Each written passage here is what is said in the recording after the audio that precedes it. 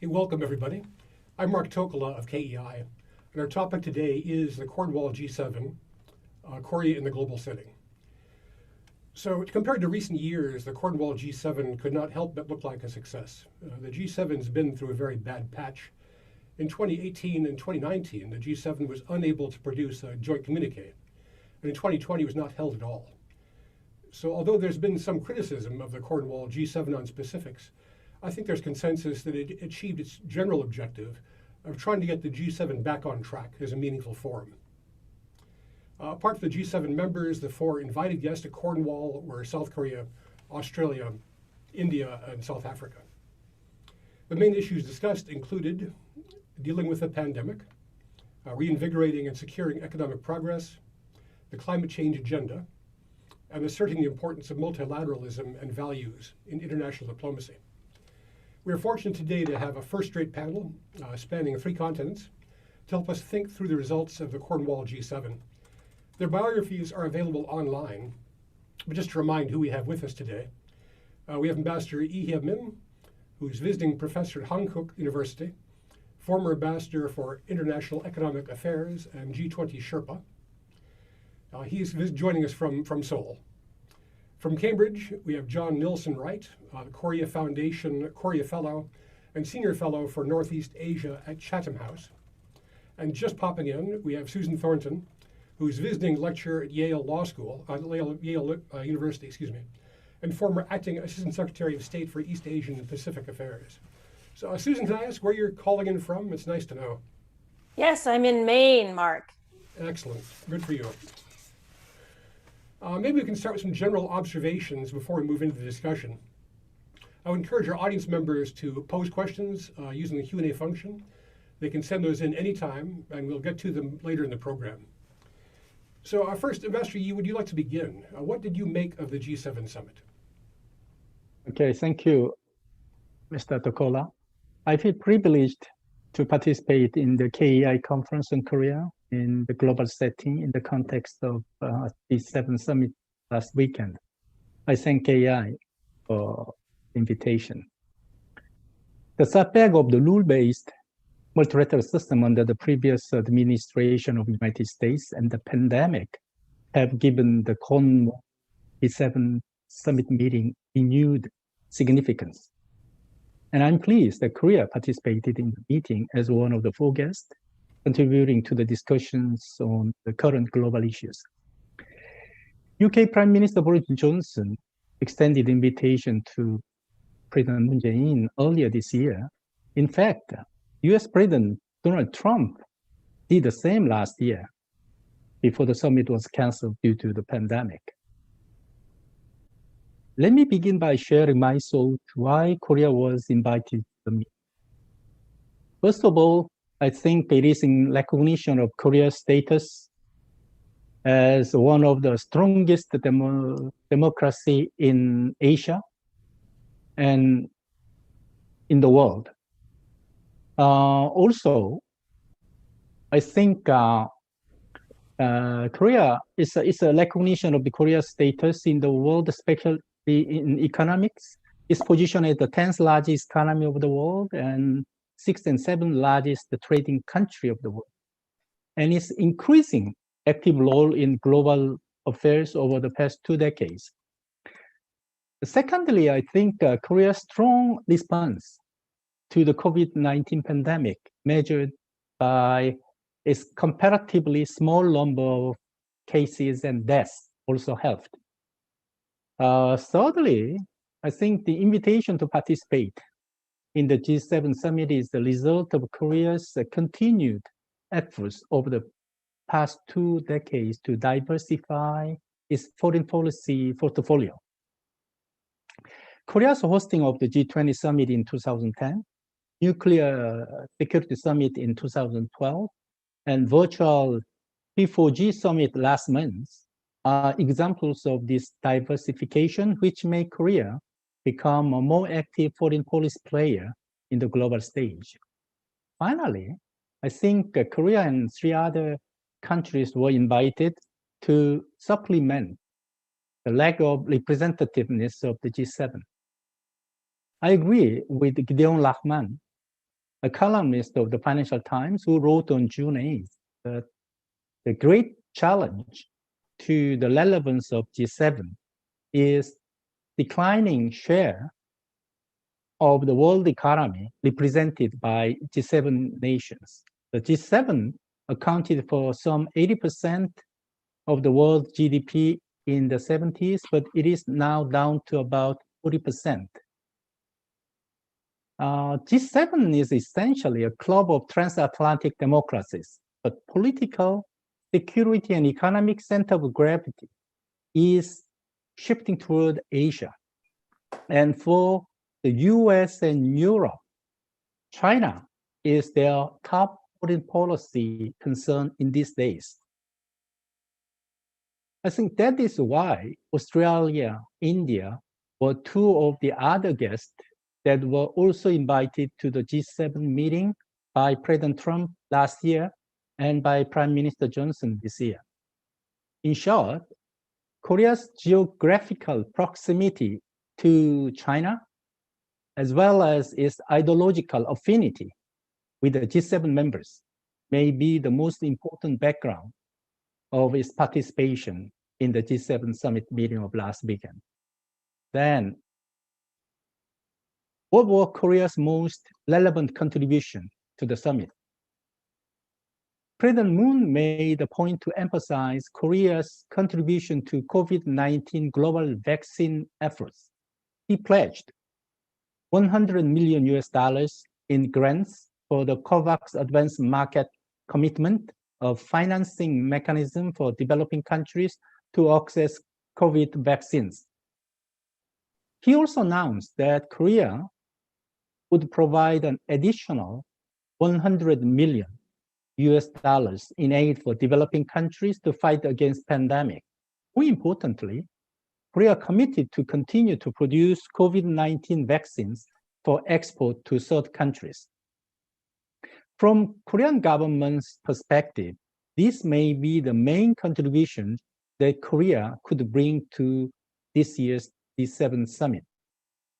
In addition, during the summit, Korea was actively involved in discussions about post-pandemic economic recovery, climate change, and open societies, thereby demonstrating that Korea shares the value of democracy, rule of law, and multilateralism with the United States and other democratic countries of the world.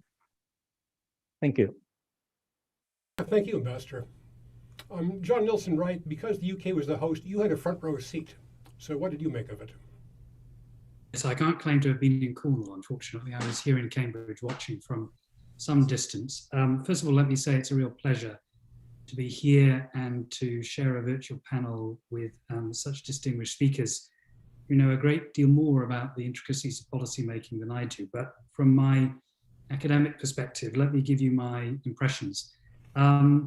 I agree with Ambassador Lee that I think this was a really important opportunity to underscore the importance of global values, universal values, openness, and of course the sense of palpable relief that this had a normal character to it after the disturbing disruption of the last 4 years. And of course it's an interesting question, isn't it, really, whether the election of President Joe Biden will be seen by European leaders as a movement away from what might be regarded as a blip or something more fundamental, still going on within US politics.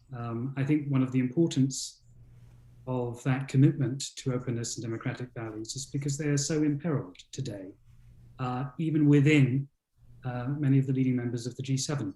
And I think that's a point that we need to keep very much in mind in looking ahead. But my general impression was that in terms of the meeting itself, in terms of the body language and the interaction between the leaders, this was extremely important. From the vantage point of Britain, for Prime Minister Boris Johnson, and Britain's commitment to multilateralism, and also as part of Britain's commitment to its so-called Global Britain strategy, now amplified and reinforced as a result of the integrated review. The meeting in Cornwall is a very important way of demonstrating Britain's commitment to a global role. Of course, hugely important in the aftermath of the Brexit decision. But unfortunately, at least seen from the UK, the issue of Brexit intruded a little bit like Banquo's ghost to complicate some of the discussions. Real tension between President Macron and Prime Minister Johnson over the question of the status of Northern Ireland. And it's an interesting question to what extent this was something that Boris Johnson deliberately sought to focus on. British columnists are divided about the nature of Prime Minister Johnson's leadership.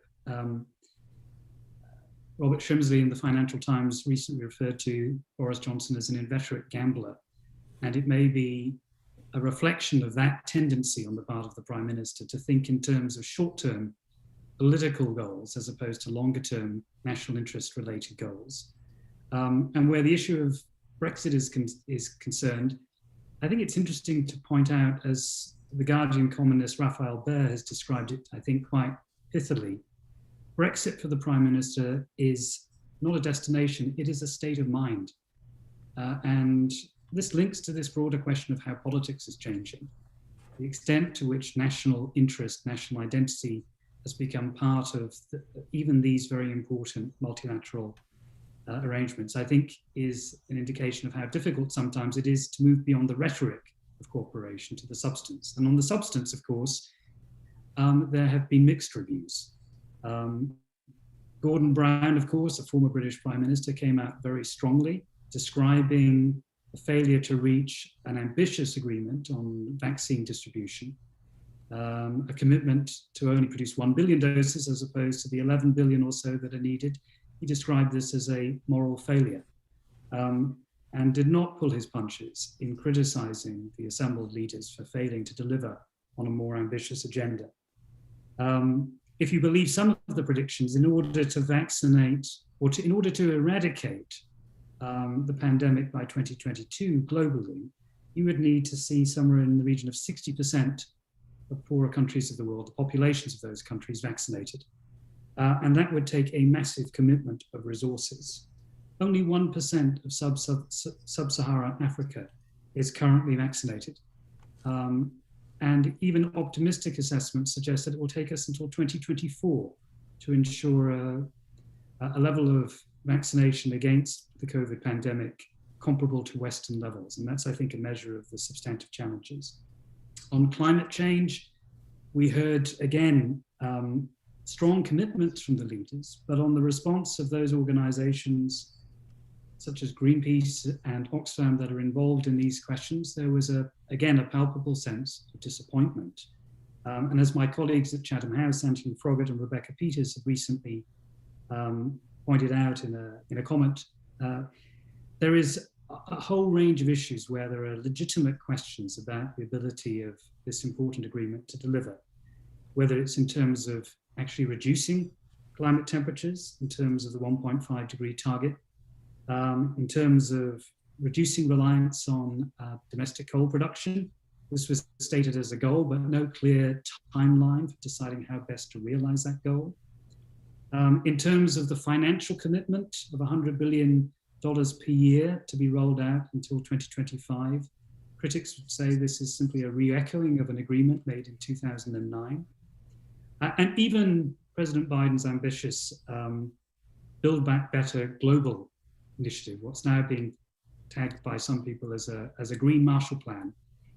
There are lots of unanswered questions about how this will be paid for, whether if it is presented explicitly as a rival to China's Belt and Roll, whether this will create hesitation on the part of some countries that don't want to be seen as being part of an adversarial dynamic with China. So important symbolism, but again, the devil really is in the details.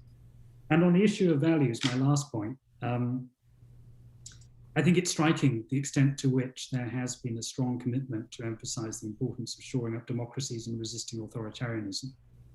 But certainly, at least based on the press coverage, there seems to have been a divergence between the United States and, to a lesser extent, Britain, which I think shared Washington's view on the importance of dealing with the elephant in the room, the China question, and those European countries, for example, Germany and Italy, that are hesitant about being seen as being trapped in a more adversarial relationship with China. And it's for that reason that there was a reluctance to single out China in terms of the language of the joint communique, with the exception of those critical issues such as Xinjiang, the security and peace and stability of the Taiwan Straits, and the broader issue of human rights. But on questions such as forced labor, much of this was couched in more generalized language.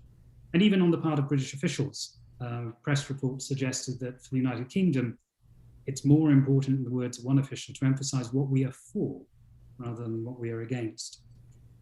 Lastly, on the question of Korea, I think, again, to echo what Ambassador Lee was saying, hugely important.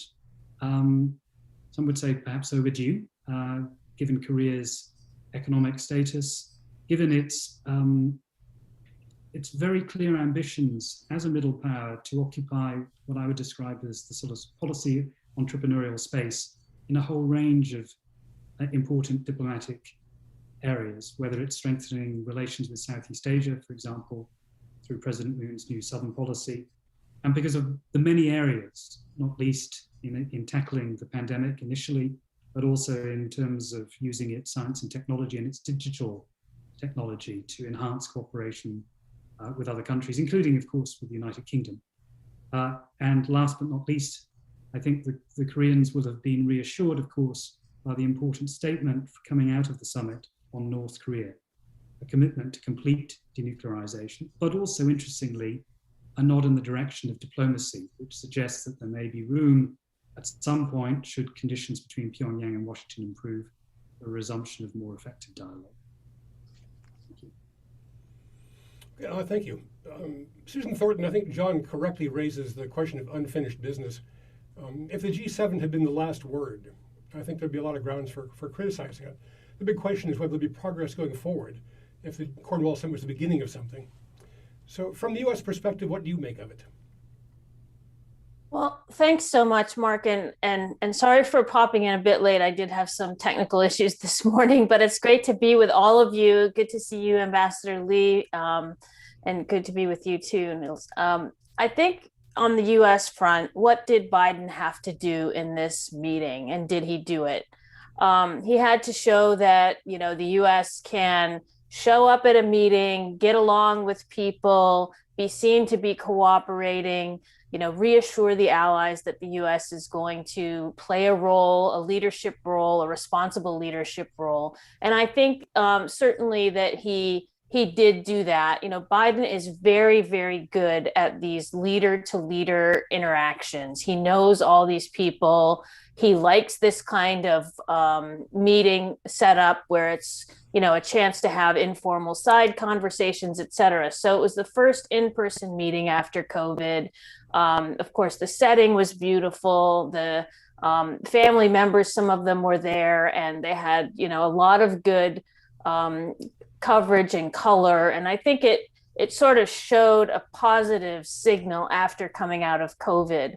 The other thing that he has to do, of course, is show that the U.S. can lead in a global setting. And here, you know, I think he also did a good job on this, or as good as he, you know, as well as could have been expected. Let's put it that way. I mean, you know, there is a lot of confusion, I think, coming out of the summit, and I do think they could have set expectations a little bit more clearly going in.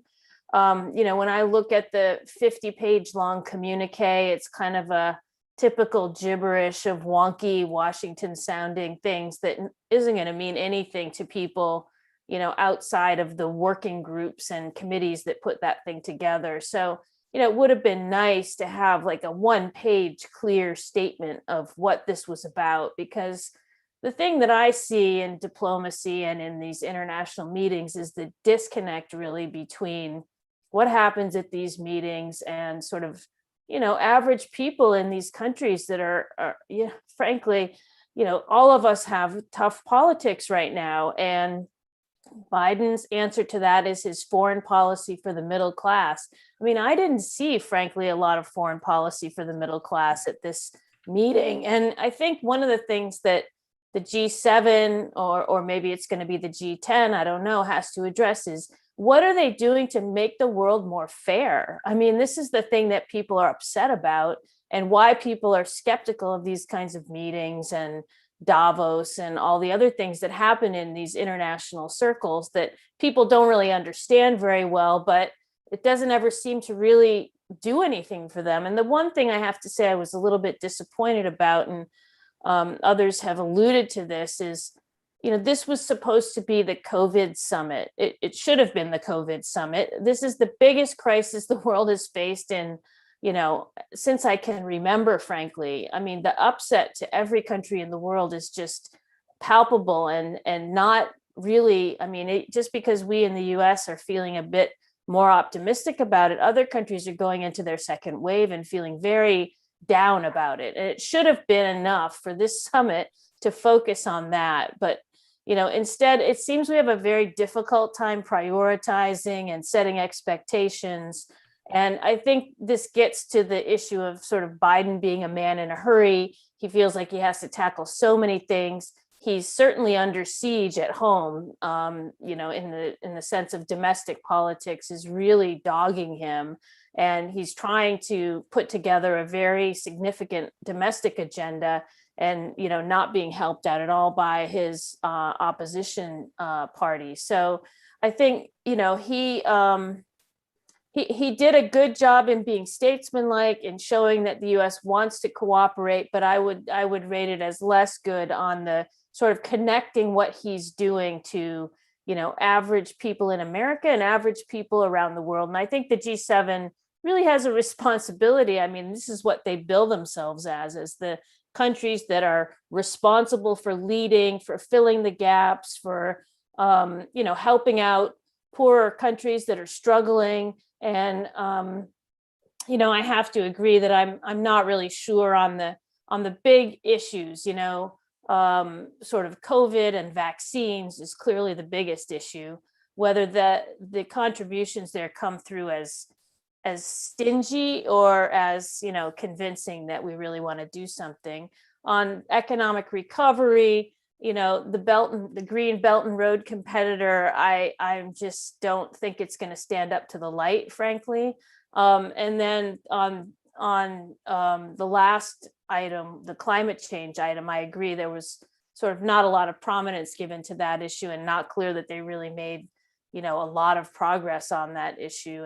And certainly with Australia at the meeting, it detracts a little bit from their ability to reach a quorum on that issue. So, we can talk further about the China issue, but for me, it's really this issue of sort of, this is a club of rich democracies, let's face it. And as was mentioned by Ambassador Lee, shrinking sort of global influence on the economic stage. So what is it that they really are going to do? And if they're going to make themselves into a club and be against everybody who doesn't think like them, I don't think that that's going to bring us the kind of sort of reform in the international system that they claim they want to pursue. So the values agenda, of course, is important, but making it, an exclusionary versus an inclusionary litmus test is I think, going to be a real problem. And it's a tension in Biden's foreign policy, to be sure.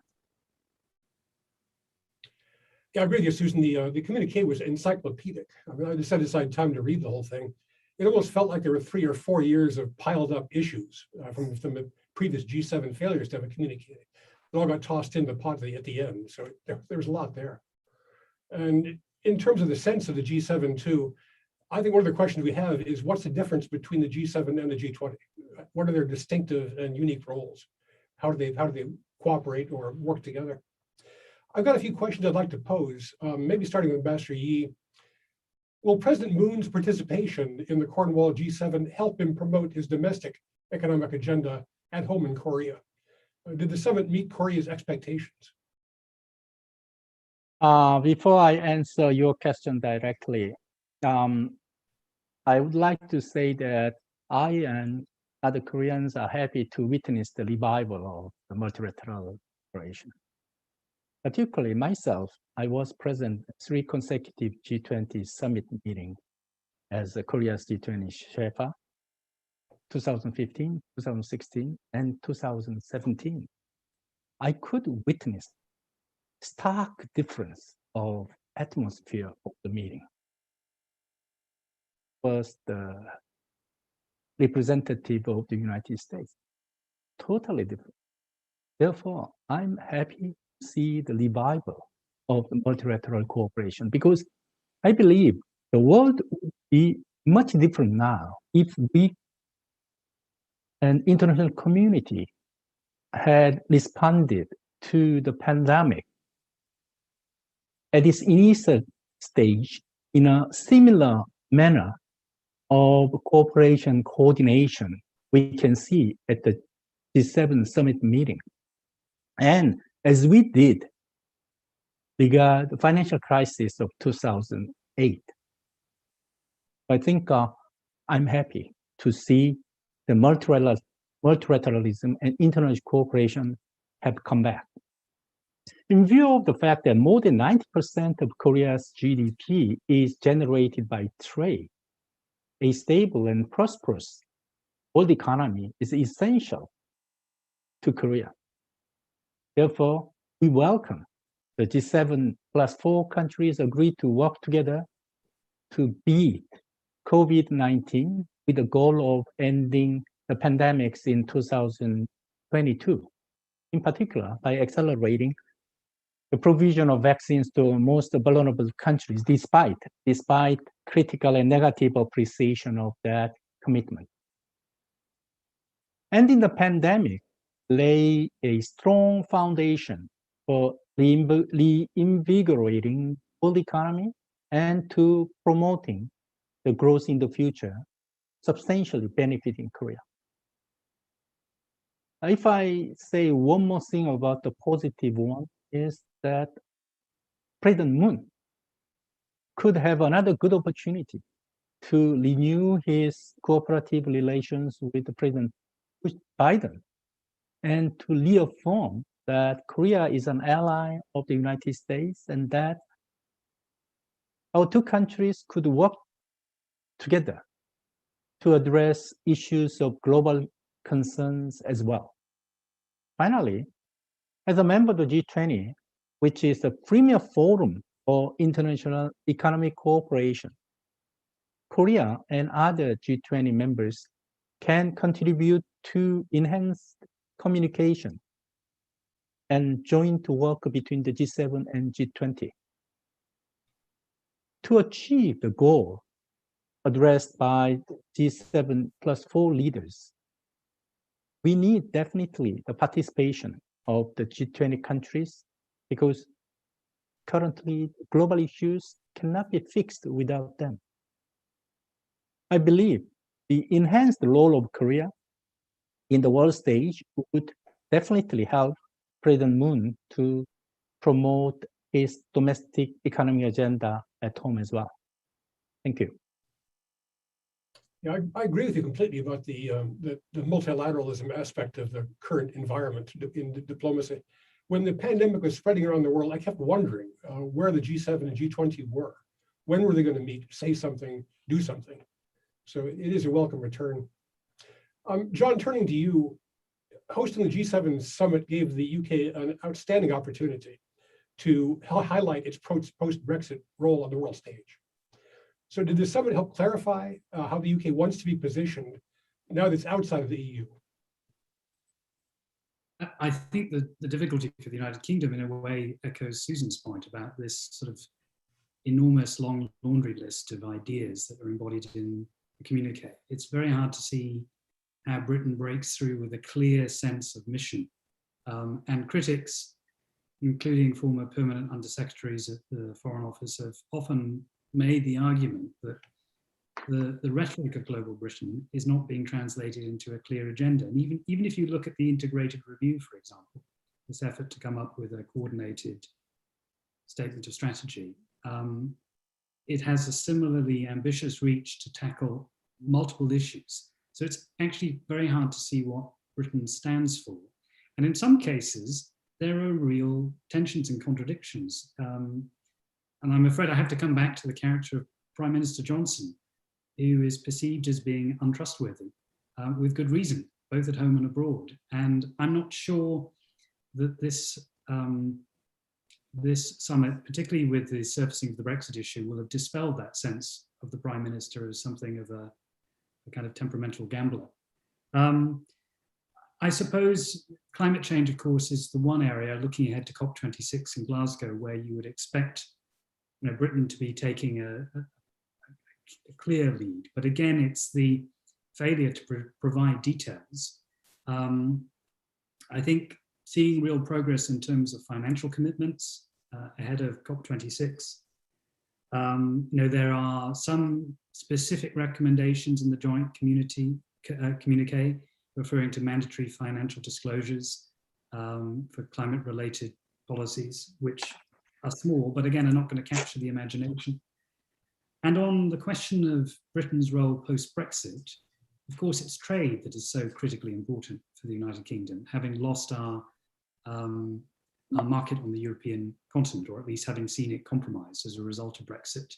We've seen the attempt to compensate for this as the result of the UK-Japan Economic Partnership Agreement, similar discussions now with Korea to solidify something comparable, but it's only going to deliver very modest economic gains at the in the best possible circumstances. So Britain has a long way to go to provide that degree of compensation, if you like, for the loss of the European market.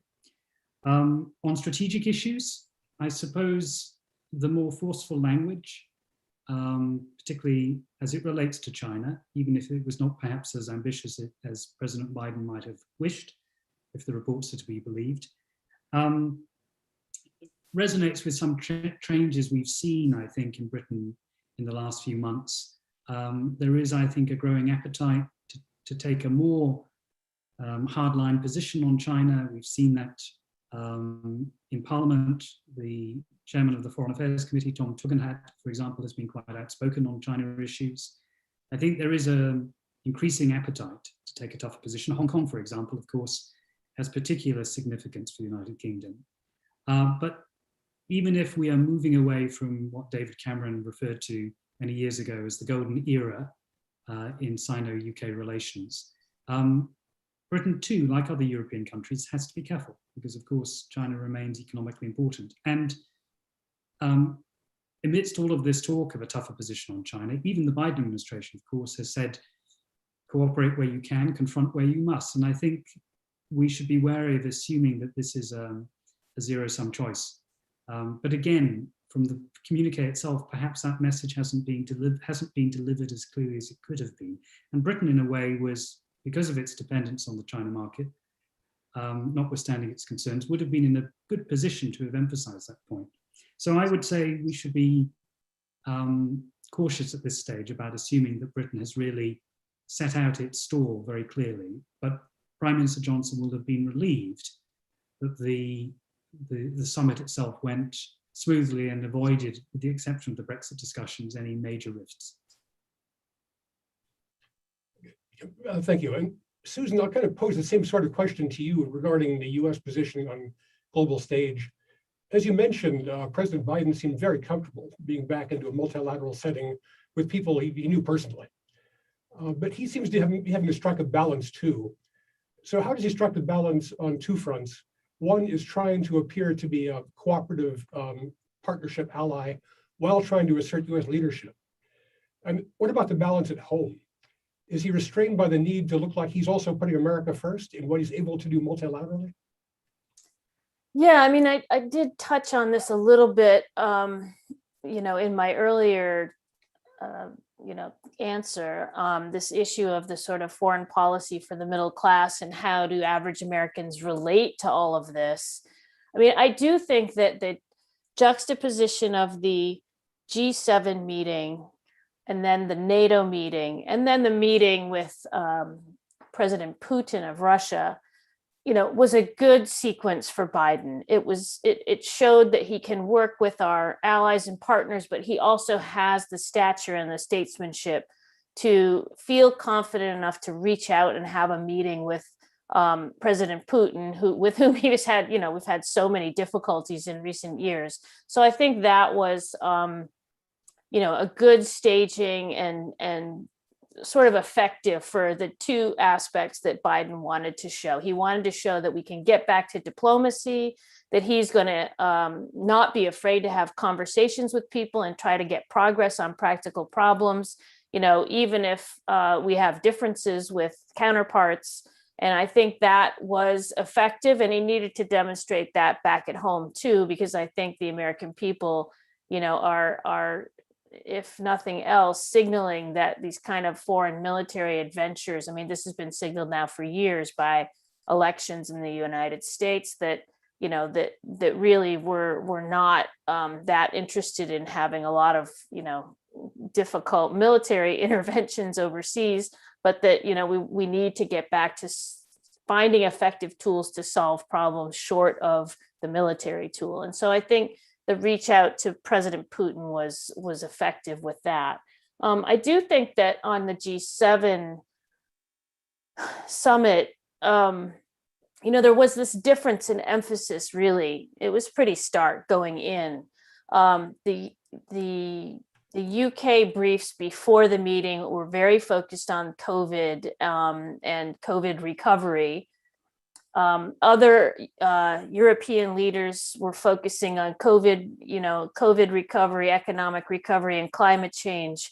The troika that the Biden team was briefing before going to the meeting was COVID, economic recovery, and China, and it was a pretty big difference in the sort of setting out the expectations for the meeting. And I think the Biden administration probably made a mistake in briefing so much ahead of time that this was going to be the summit at which we all come out against China, because that isn't really where we are as a world right now in the midst of this pandemic. And it did feel like it was a little bit of a disconnect. I mean, certainly there were things in the communique that came out and showed, this new skepticism about China and determination to push back on some of the behaviors. But, clearly there were a lot of differences that came out on this in the summit, which weren't aired in specific terms, but you could tell from the briefings that different people gave that there were a lot of disconnects on that. And with President Macron coming out in his post summit press conference and saying, this is not an organization hostile to China, I think that sort of reflects a little bit the disconnect or the difference in emphasis between the U.S. and its partners on making this summit about China, which was not really where everyone else was. And, this reflects Biden's domestic difficulties. Again, maybe he wouldn't have preferred to have to carry that China baggage into the summit, but this is sort of what he's determined is the connective tissue back home to get his domestic agenda through, I think. And so he needs to carry that with that banner with him now everywhere, even if it seems a little bit, inopportune or something. So that's kind of how I see. But I think he did a good job of again, sort of showing that balance.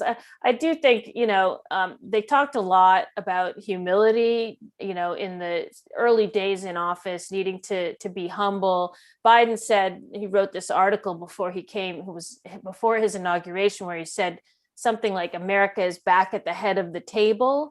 That didn't go over so well in Europe. And so now you just hear him saying that America is back. We need to build back a better world, this kind of thing. So I think they've adjusted some of that, maybe less humble kind of utterances to a place where it sounds actually, I think, pretty solid.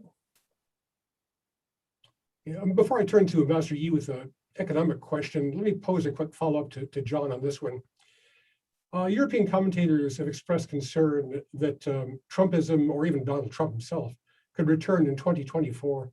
So does the thinking that there's a need to hedge against that get in the way of current cooperation? I don't think so. I don't see any obvious sign that this is leading to any hesitation or reluctance. In fact, I think going into the summit, Prime Minister Johnson had reasons, given the position of Ireland, actually, and if one thinks back to the campaign and candidate Biden's Irish connections, there was a lot of concern that this might be an issue between the two men, but it was, I think, neatly resolved in terms of the public statements about Ireland that surfaced during the summit. And of course, when it comes to thinking about transatlantic cooperation, we've had a lot of discussion again of the importance of the so-called special relationship. In interviews that the Prime Minister has given, Johnson has been quick to underscore the importance of cooperation with the United States. And of course, the historical roots of that relationship are so strong. No British Prime Minister, I think, would in any way want to modify or qualify that. I think also, I mean, we're seeing in terms of British foreign policy, our own version of a pivot, if you like, however overused the phrase is, in terms of a much clearer commitment to the Indo-Pacific. Flotilla of ships, at the heart of which is Queen Elizabeth II, is en route to the region. That's a very important symbolic commitment of Britain to regional security. But it again comes back to the question that Susan was raising.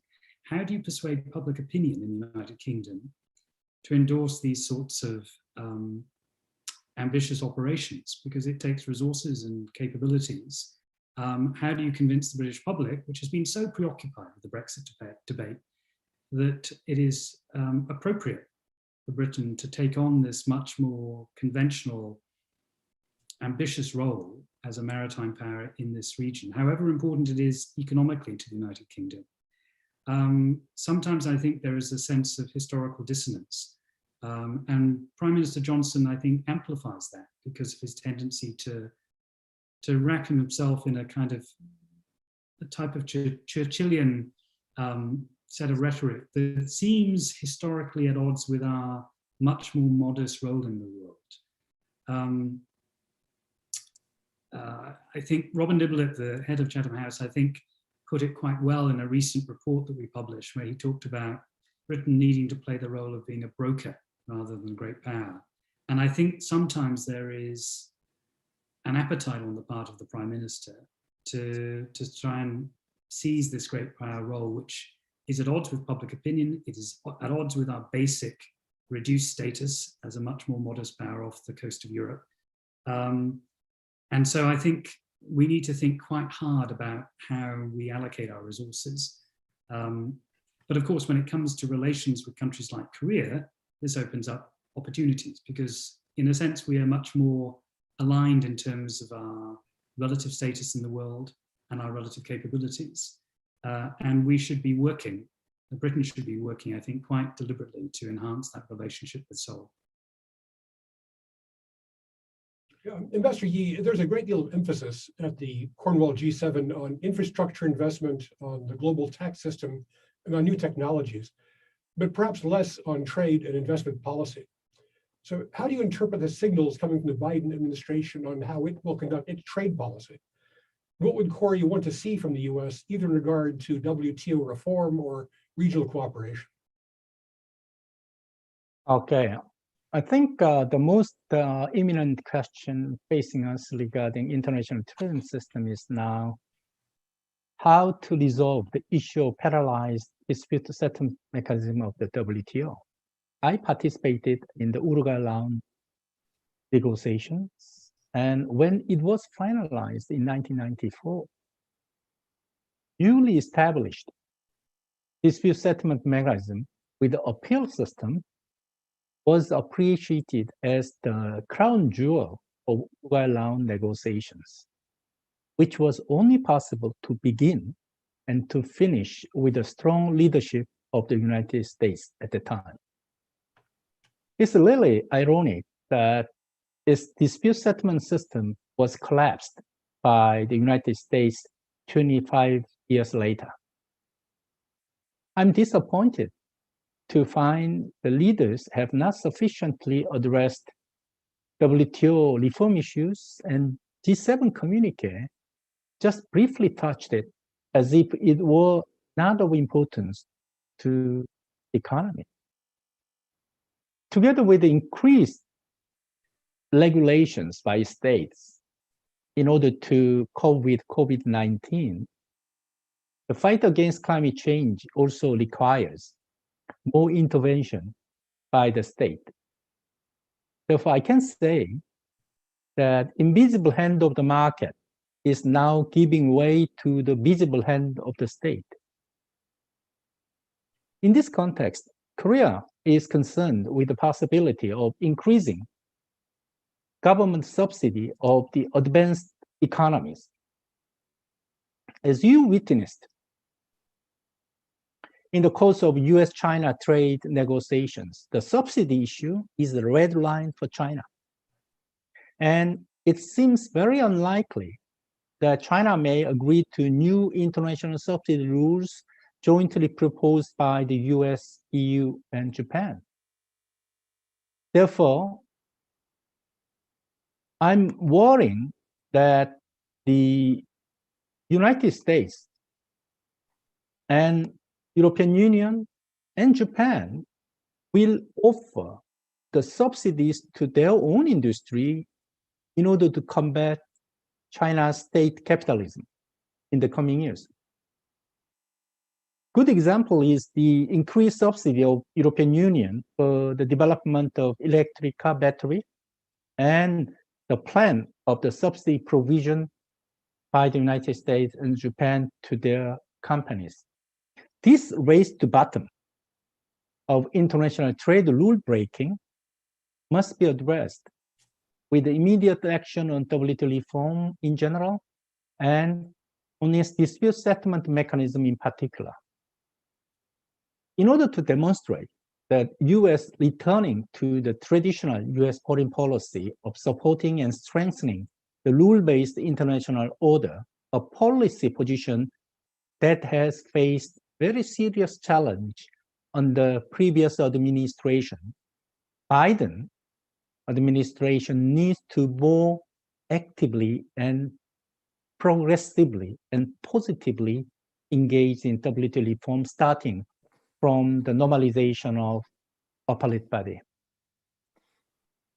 It will be an important way to restore the confidence of the world in the leadership of the United States for promoting the rule-based international order, despite the constraint of domestic politics, that the trade policy is not a popular topic and does not generate the supporting votes in the elections.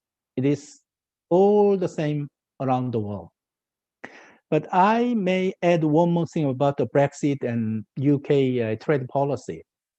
It is quite impressive that United Kingdom has concluded free trade agreement in 50 countries in a year time. But it is very impressive quantitatively, but not qualitative, because the UK's FTA with Korea, Japan, and other countries are just the cut and paste of already existing those countries' FTA with the European Union. The global Great Britain declared that they can conclude FTA with US, China, India, ASEAN, and other countries, with which European Union could not conclude the deal. But what about the US-UK FTA? I think it's not possible in near future. What about China? No way.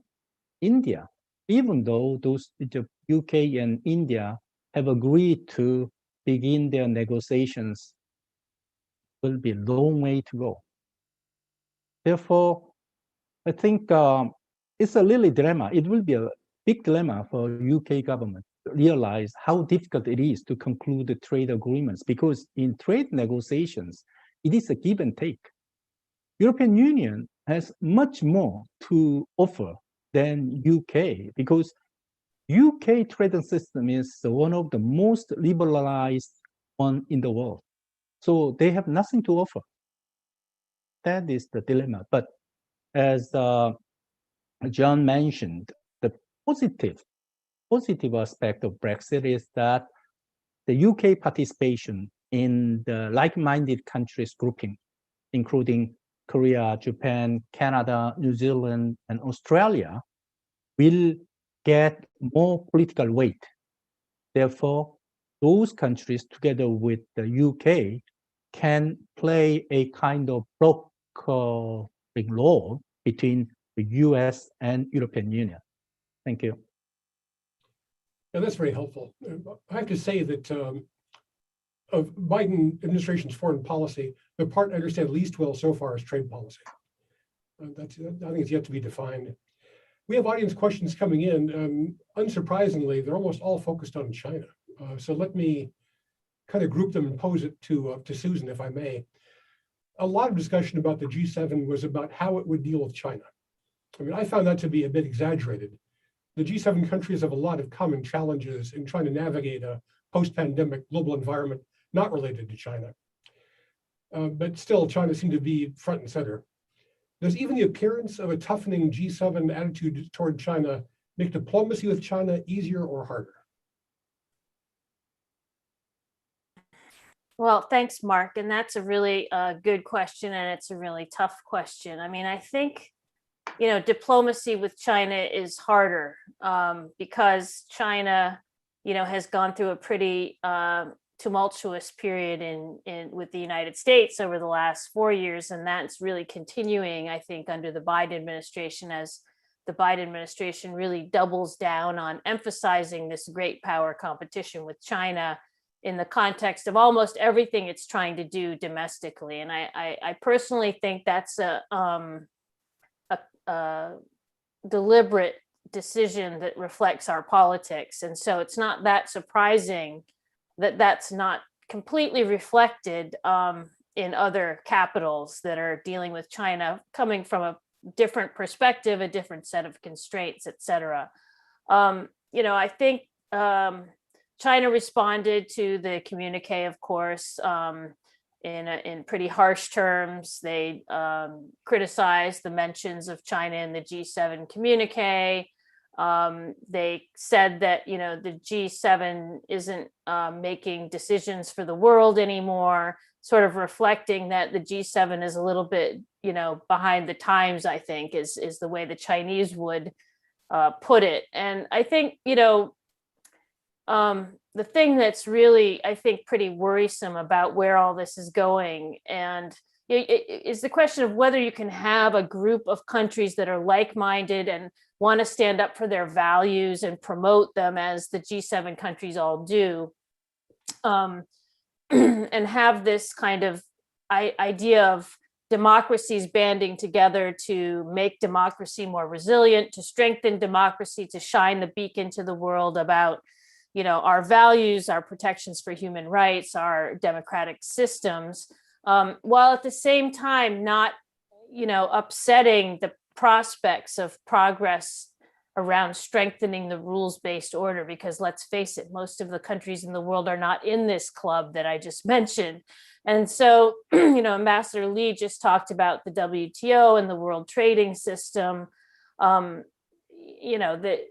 problem is going to be sort of how to get things that the G7 wants to do, adopted and pursued in an era where their kind of collective clout is diminishing. And they have to also sort of be pragmatic and reflect a realistic assessment of, how things are developing in the world. And I think that Ambassador Lee mentioning that the G7 is now including a number of countries of Asia is part of this reflection of new realities, the shifting power in the international system, but it's not a complete realization.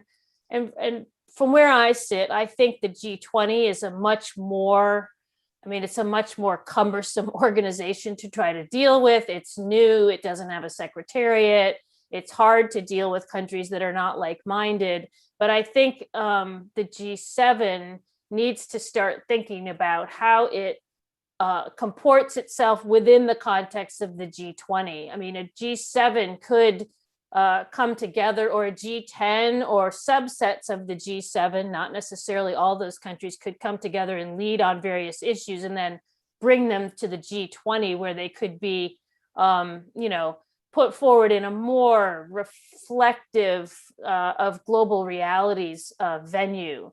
And, this tension between the G7 and the G20, frankly, I think is unhelpful. And the G20 has kind of been subordinated, certainly under the last 4 years of the Trump administration, not gotten a lot of attention and not gotten much done, as you mentioned. But I think that's a mistake. I think the creation of the G20 and the elevation of the G20 in 2009 by President Obama was exactly the way, we should be going. And we seem to be having a difficult time committing to actually adjusting to changes in the world. We keep going back, maybe because of nostalgia or something, but we really do need to move forward and try to figure out how to get things done that are going to actually solve problems that people care about in the international system in order to make it relevant to all of our populations again. So that's sort of what I would see in the China issue coming up is part of this. I mean, of course, they like multilateralism. They're in the G20. And, as I think Angela Merkel said in her remarks, without China, we can't do much. So I think, that sort of reflects a lot of sort of what the reality is out there in the world. And if we're just in denial about that, we're not going to get very far. Mm-hmm. I've got a related audience question for John. Both the EU and NATO are preparing to issue major global strategy documents in 2022. So did the G7 and NATO meetings provide any indications of how Europe is going to treat China in its planning going forward? Well, they certainly, I think the NATO language with a line in the communique talking about China's ambitions and behaviors as a challenge to the international rule-based order, and the fact that Secretary General Stoltenberg has essentially said that the G7 nations are stepping up to take a more assertive position on China, prima facie seems to suggest a shift in mood. But of course, there are countries in Europe, particularly in former Eastern Europe, countries like Hungary, which are heavily dependent on trade with China. We know that the Germans and the Italians are reluctant to see tougher language. And even, even at the NATO summit, despite this sort of new willingness to talk about China, it's important not to see NATO as somehow developing an Indo-Pacific identity. I think it's more a reflection of the importance of addressing China's rise as an economic and strategic competitor. There were some things, I think, which came out of the NATO summit that do suggest a more pragmatic approach and a shift to address issues that are new. One, of course, is the possibility of using cyber technology under the terms of Article 5 to address threats to the resilience and integrity of our own domestic societies. And I think this is to go back to Susan's point about sort of authoritarian democracy binary. I mean, it's sometimes presented, according to the rhetoric, as if the threat is coming from outside. I think we forget the extent to which the threat is also internal. And there are practical challenges about how you cooperate with apparently like-minded countries. Take India, for example. The world's most populous democracy, and yet headed by a leader who has practiced a form of exclusionary Hindu nationalism that is arguably at odds with some of these very democratic values that are being trumpeted in the statement. And it also relates, I think, to the importance of creating a foreign policy for the middle class. It was Jake Sullivan's article in the Atlantic in 2019 that I think made the case that foreign policy needs to be used as a tool to legitimize democratic values at home. That's the challenge. How do you create free and open societies or maintain them while at the same time dealing with people's disaffection with globalization itself? I mean, the argument for why populism has become a phenomenon of such powerful impact is partly because people have lost faith in internationalism. And I think that's the really pressing problem. Allied to that is the idea of how you can marry both confident national assertiveness with internationalism. And there are some leaders, I think, who recognize that intuitively. President Macron, I think, for example, is, in his embrace of French cultural revivalism, is in a sense trying to say you can be both a good patriot rather than nationalist, and at the same time a good internationalist. But that's a very difficult message to sell to domestic opinion. And we see the tension between those two issues occurring in so many different situations, not just in Europe, but I would allude to East Asia, tensions between Japan and Korea, for example, There was a lot of hope at the G7 summit that there would be a formal meeting of some sort between President Moon and Prime Minister Suga. It didn't happen. The fact that it didn't happen is a reminder, I think, of how difficult these issues are to tackle. Yeah, our time is drawing to an end. I've got one final question, I think, for Ambassador Yi. And the question is, does Korea want to become a permanent member of this G7, 8, 9, 10, or is it content to be a frequently invited guest? You see, I was a G20 chef. I worked for G20. And you see, the traditional, formally structured international government organizations are established by a founding charter or international treaties, such as Charter of United Nations or the Articles of Agreement, IMF. By contrast, neither the G7 nor G20 is founded on a constitutional document. Therefore, both are informal entities. When it comes to membership, there is always a dichotomy of efficiency versus representativeness, legitimacy. The smaller the group, the more efficient it is likely to be, but smaller groups lack adequate representativeness. I think it remains to be seen whether all G7 members will continue to acknowledge the need for their group to be more geographically diverse and economically representative. This will determine whether Korea, as well as other guests attending last weekend's summit, become permanent participants in the G7 in the future. For Korea, however, I would like to stress that it is not a big issue for Korea to be a member of the G7. I think the important issue is for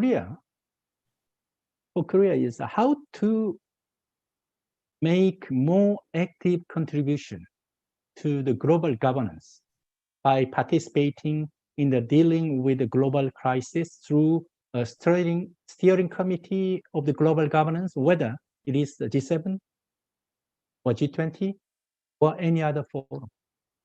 Thank you. Yeah, that's a very good closing comment, I think. We covered an awful lot of ground in 1 hour.